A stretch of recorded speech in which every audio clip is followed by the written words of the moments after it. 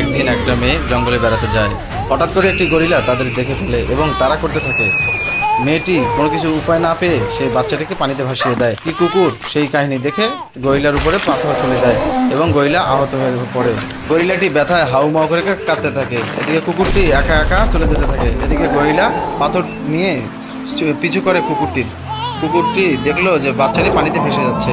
কুকুরটি কোনো উপায় না পেয়ে কুকুরটির পিঠে বাচ্চাটিকে নিয়ে চলে আসে নিরাপদ স্থানে এবং নিরাপদ স্থানে বাচ্চাটিকে রেখে কিছু পরিমাণ তেল নিয়ে একটি ব্রিজের মধ্যে তেল ঢেলে দেয় এবং সে গরিলার কাছে যায় এবং গরিলাকে রাগাতে থাকে এবং এটিও কুকুরের ফাঁদে পা দেয় এবং কুকুরকে তাড়া করতে থাকে। তাড়া করতে করতে সে ঝুলন্ত ব্রিজে চলে আসে। যে ঝুলন্ত ব্রিজে সে তেল দিয়েছিল এবং সেখানে কিছু পরিমাণ আগুন এনে লাগিয়ে দিল। এখানে দেখা যাচ্ছে ঝুলন্ত ব্রিজের মধ্যে সে আগুন লেগে গরিলাটি আর পার হতে পারলো না।